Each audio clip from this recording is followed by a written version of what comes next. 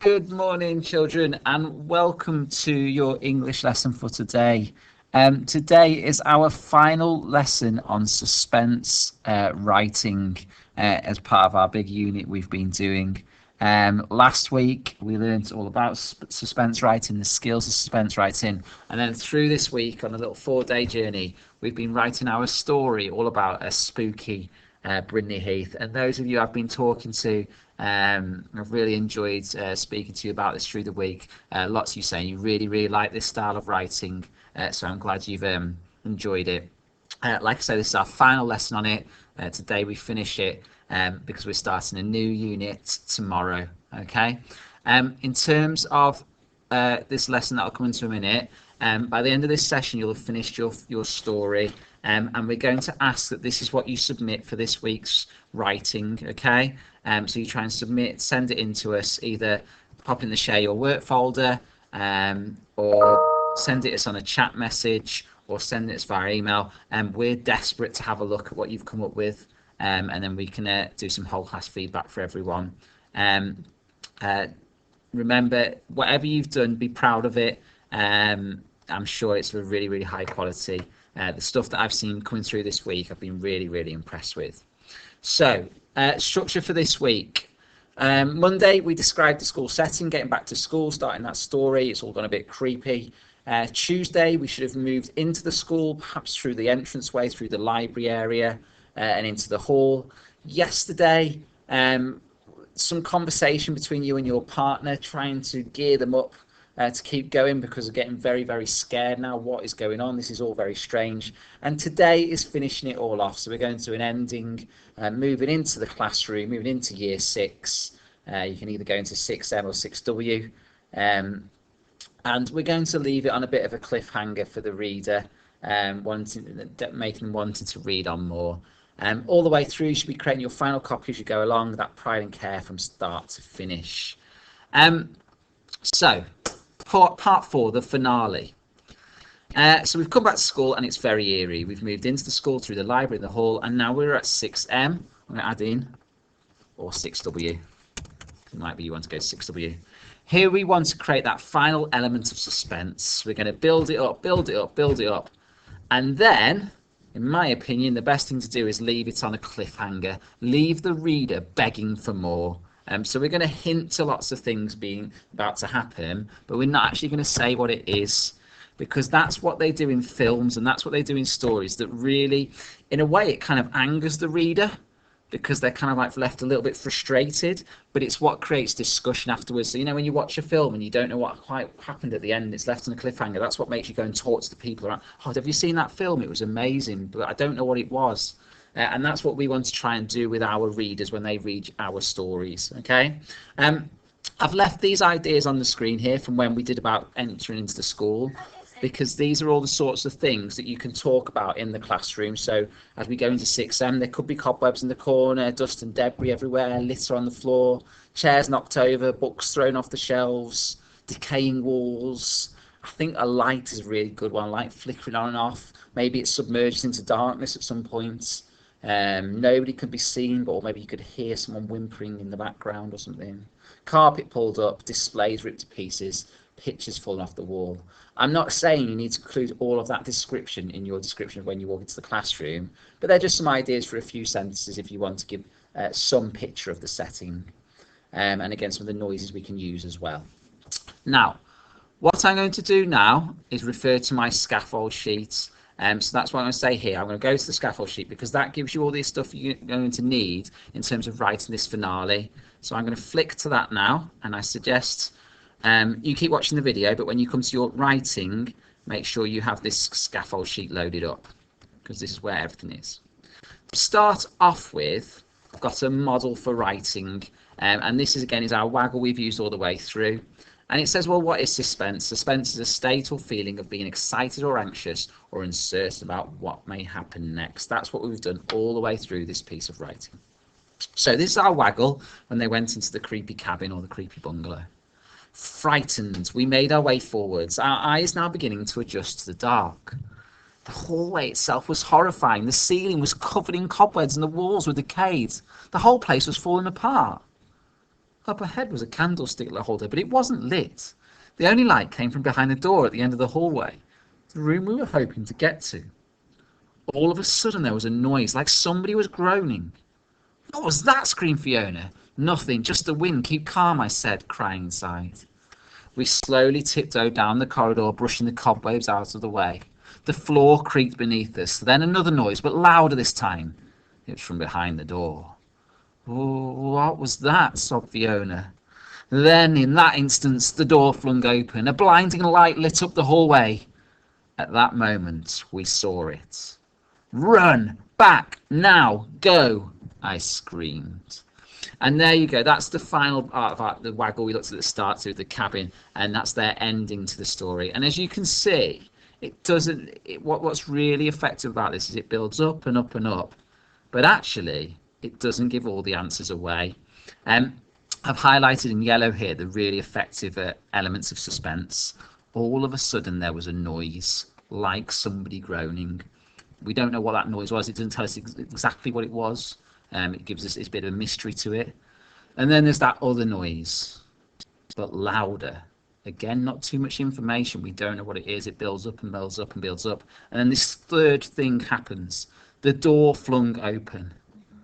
A blinding light lit up the hallway. What on earth is that?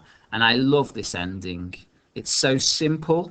It's not a particularly elaborate sentence or over-the-top sentence. It's just a time opener and then a single clause sentence. It says, at that moment, we saw it. The effect of saying it means that it's really up to the reader's imagination what it is. Okay, there's no definitive answer. We don't know. And as readers, we're left hooked and begging for more. And that has to be what we try to do with our ending and our story today. So, your task today, write your final passage, moving into year 6, building up that suspense. By building up that sense, I'm talking about things like a noise, a drip, a different sound, perhaps a light change, perhaps a door flings open, things like that. And then leave it on a cliffhanger. Leave the reader begging for more. Look at the example above as a scaffold, but don't feel you have to follow this exactly. There's a good example of one, and you can use that sort of idea and that structure if you want to, but you can now make this your own. All right. Some of the vocabulary we've used all the way through this unit and some of the words for said are there.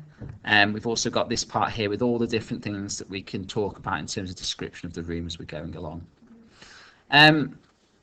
Key success today.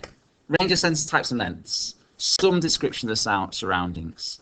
Elements that build up the suspense, those things. Maybe it's a noise, maybe it's a second noise, maybe it's a third noise. Maybe a light flickers, maybe a shadow moves, maybe there's the room submerged into darkness. You need not just one element of suspense, it needs to build up through this final passage. And that's what it says here. Build it up and up and up, and then leave it on a cliffhanger.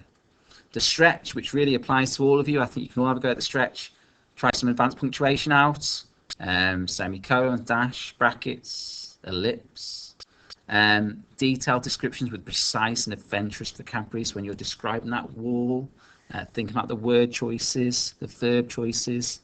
As you move forward, don't just say I walked forward. I tiptoed forward gently. Try to include some dialogue. There's some dialogue in here. We've done lots of dialogue through this piece, but you can see there's little bits of dialogue here used effectively. And then really in terms of stretch for this, it's the high quality from very start to finish, not just a rushed ending.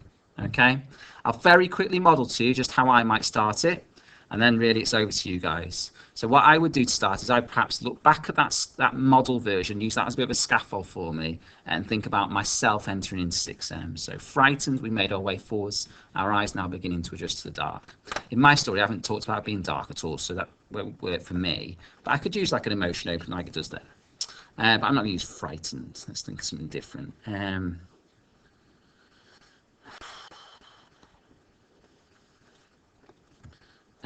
Feeling absolutely terrified.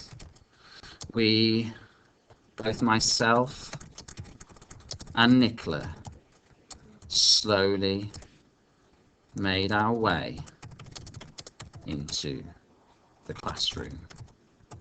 Dash 6M. As we entered the room,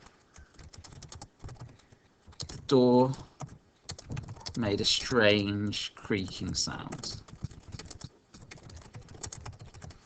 It sent this made a strange creaking sound, almost piercing noise. It was an almost piercing noise. Dash. It was an almost piercing sound or noise. I've used the word sound. Okay. So feeling absolutely terrified, both myself and Nicholas slowly made our way into the classroom. 6M. As we entered the room, the door made a strange creaking sound. It was an almost piercing sound. I might put a little bit of dialogue here. I'm so scared. Whispered Nicola. Okay, so just a little bit of dialogue to move it forward. I'm going to look back at my scaffold. So here it describes the setting. So the hallway itself was horrifying. The ceiling was covered in cobwebs and was decayed. The whole place was falling apart. So I'm going to do some description of what my classroom may now look like. The classroom was barely recognisable. One thing I thought you could do in the classroom, if it's a horror setting or a spooky setting, I'm going to say something about the windows being smashed. Was barely recognisable, semicolon. The windows, oh actually I could use a colon to a list of things. Colon. Windows had been shattered to pieces. Mr. Manz's display had been ripped, displays had been ripped from the walls. 1 second, I'm just going to move this down. Let's move all that down. Feeling absolutely terrified, both myself and Nicholas slowly made our way into the classroom. 6M. As we entered the room, the door made a strange creaking sound. It was an almost piercing noise. I'm so scared, whispered Nicholas. The classroom, the classroom itself was barely recognisable. Windows had been shattered to pieces. Mr. Mann's displays had been ripped from the walls. I need one more, so I need that figure of 3. Windows had been shattered to pieces. Mr. Mann's displays had been ripped from the walls. Let's look back at my scaffold. What could I use? The light flickering. And the lights were flickering on and off. Dot. I'm going to make this effective. On and off. Dot, dot. On and off. Dot, dot, dot. I'm going to do that for effects. So the classroom itself was barely recognisable. Windows had been shattered to pieces. Mr. Man's displays had been ripped from the walls and the lights were flickering on and off. On and off. On and off. Bang! That's my first noise. The noise was so loud and so sudden, but neither of us could make out what it was. What on earth was that? And I'm going to say, I said it this time, this is me getting scared. I said to Nicola, my face turning a shade paler. I don't. What was she back? I don't know. I have no idea. Was it a door? No, I'm not going to answer that because I'm not putting too much dialogue. I'm going to carry on with the story. The room fell silent once more. And my eyes adjusted to the scene of utter chaos and disarray laid out before me. My classroom, our classroom, dash, it had been utterly destroyed. Full stop. So lots of description here. Now then, what I would do is, looking back at that scaffold, is perhaps another noise, or maybe the room goes dark or something like that. Some more dialogue, some more confusion. And then I'm going to show you how I might end it. Okay, so I would continue to build that up. So I'm just going to put this in. This ideas for you as you write yours. I'll put this highlights in capital letters. So more elements of suspense. Okay, keep writing that in and build it up. Maybe it goes dark. So dark, noises, strange sounds, more and more scared. Okay, build it up. Okay, so the reader's really ready for something. And then eventually you'll get to this point where we want to sort of finish it. Now on the scaffold it says this, it says, then in that instance the door flung open. A blinding light, oh that's got the wrong word there. It says upon, it should say open. Then in that instance the door flung open. A blinding light lit up the hallway. At that moment we saw it. So once I get to that point, then at that moment, all of a sudden, a triple open, the doors to 6W flung wide open. Oh, then at that moment, all of a sudden, without warning, it's a bit over the top, but I think it's okay for this part. Then at that moment, all of a sudden, without warning, the door to 6M flung wide open. I could barely believe my own eyes. There it was, standing right in front of me. ... Now I'm not going to say what it is. I'm just going to do a bit like it says like there, run or go. Back, quick, go. Let's get out of here. I yelled to my friend. All right, some sort of ending like that, that's not giving it all away. It's not gory or anything silly like that. It's just building up suspense. And ultimately, there is no definitive or right answer as to what it is that was standing right in front of us. That's completely up to the reader. Then, at that moment, all of a sudden, without warning, the door to 6W flung wide open. I could barely believe my own eyes. There it was, standing right in front of me. And that's where you could give the answer away, but that's not. Back, quick, go, let's get out of here, I yelled to my friend. So there's sort of me modelling a bit of an idea of how I would do it. I check back against my success keys to see if I've done all those things. Keep using that scaffold all the time. I can't write it without that scaffold to help me. And then eventually you'll come to finishing your piece. What we would like you to do once you've done that is to send that in for us, because they will be absolutely brilliant, I'm sure. I know lots of you have been presenting in different ways through the week. It might be that you've gone for quite a fancy display with ideas all around it. It might be it's got a nice title or something and just nice neat handwriting. It might just be a plain, it might just be writing written out on a piece of paper. That's absolutely fine. Or it might be written on a computer. How you publish it is up to you.